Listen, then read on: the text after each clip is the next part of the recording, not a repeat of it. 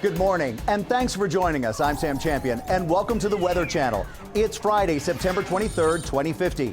And here's a look at today's top stories. Hurricane Kyle is tracking way offshore, but still, Miami's South Beach is underwater. Will this deadly Chicago heat wave ever end, following a brutal summer with record temperatures? Another town dries up as the mega drought in the Southwest continues. And Destination Arctic Circle, why it's becoming the place to go. Let's get started with Hurricane Kyle and storm tracker Jim Cantori in Miami's South Beach. Jim, wow, no sign of landfall, but you're standing in water. Hey, Sam. Yeah, Kyle is about 400 miles offshore, and coastal flood warnings have been issued. Tides running about a foot above where they normally would be, and they're expected to go higher.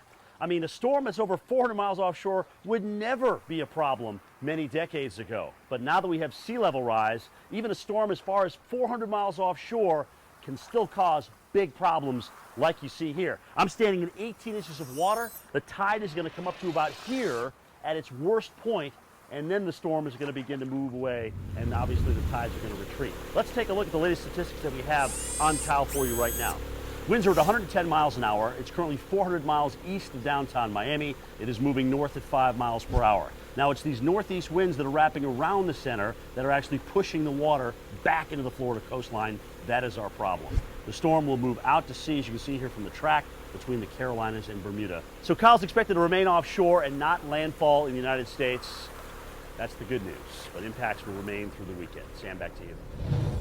Thanks, Jim Cantori. Now, as Miami deals with flooding, Chicago is feeling the heat. Ironically, this is the first full day of fall, and this is day 5 of triple-digit temperatures. This late-season heat wave puts us on pace for the hottest September on record.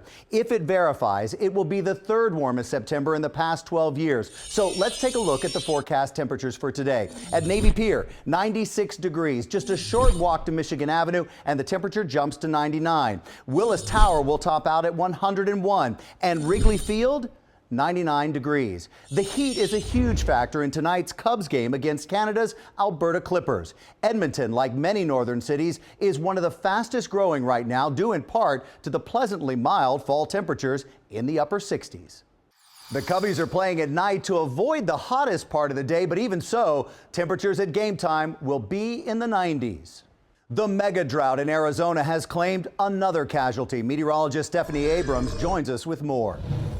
That's right, Sam. The Southwest has become a tough place to live thanks to a drought that's plagued it for much of the last 50 years. Dinsaw, Arizona is the 4th and largest town to go dry in the last 5 years, and it's only going to get worse. This mega drought is about to claim more cities. Redwall, New Mexico, Rayview, New Mexico, and Cramacos, Texas are now on the list. They're all dangerously close to running out of groundwater, Sam.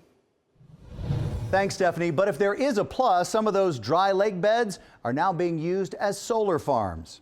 When we come back, a nearly ice-free Arctic this time of year means a whole lot of new industry for cruising and crude oil. And the winner is Anchorage, Alaska. The 2060 Summer Games are set. More on why it's now the perfect host city.